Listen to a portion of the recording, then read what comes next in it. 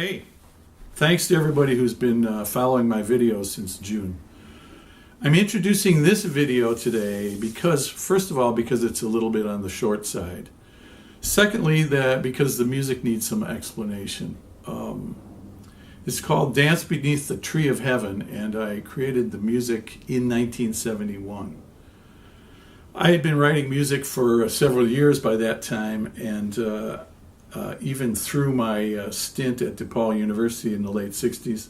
And I have to say, at about that time, I sort of came up against a brick wall in terms of writing music with notation.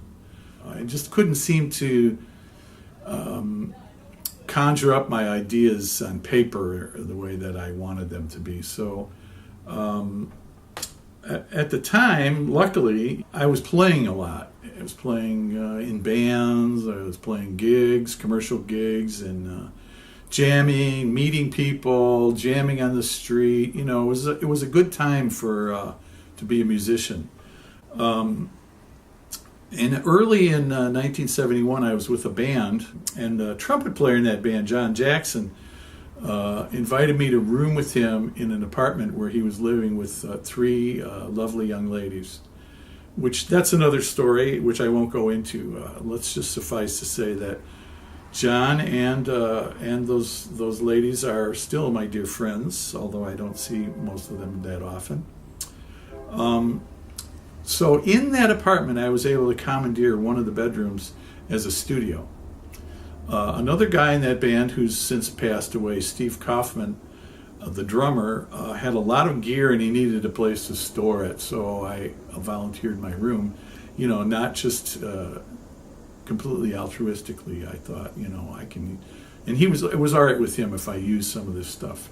So besides all of his drum equipment and percussion, he had some great stuff. He had a small marimba, he had a electric piano, a Wurlitzer, as I recall, and just a lot of stuff. And I also I had a lot of instruments, including a double bass and a electric bass, and borrowing instruments, electric guitar, clarinet. And then I also built a lot of instruments at that time, a lot of found instruments. And so I had this studio set up, and after a while I got a second reel-to-reel tape recorder. Remember, this is 1971. This is very high-tech, low-tech. So I had my studio there with lots of instruments and two tape recorders, and I just started experimenting. And I was able to, over the course of that year, create a lot of interesting music. It was really, really good for me to work with sound. I won't say pure sound because it was recorded, but I could, there are many, many ways to manipulate it. You'll hear some of them in this video, and I won't go into all the technical details. But this felt at the time like a bit of a breakthrough, and I still look back on some of those pieces with pride of ownership. But a few words about this piece, and especially the title. The Tree of Heaven is a plant that is indigenous to the Midwest. I think may grow elsewhere. I don't know, but it certainly is happy to grow in the area around the south end of Lake Michigan. And I may or may not have mentioned this, but it likes to grow in all the inconspicuous places. Cracks in your walls or your foundation, fences, along fences, in industrial areas, et cetera, et cetera. And so when I was a young child, we lived on the southeast side of Chicago. And I have to say that area around the house there in the alley and nearby was full of these trees, all different sizes. And,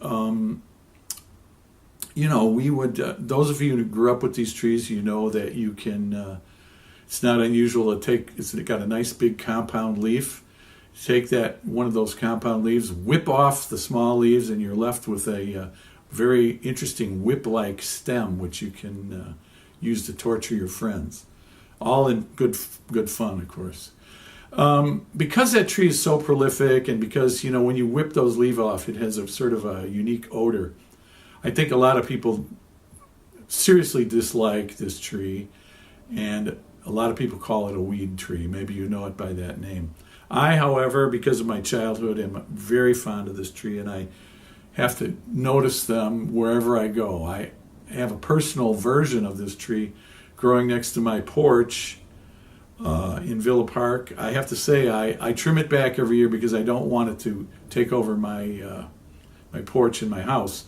But the first few scenes of this film feature that tree in its young state. I really like it has a sort of a prehistoric or even an alien look to it. You'll see that in the film. And so those photos I took in 2015.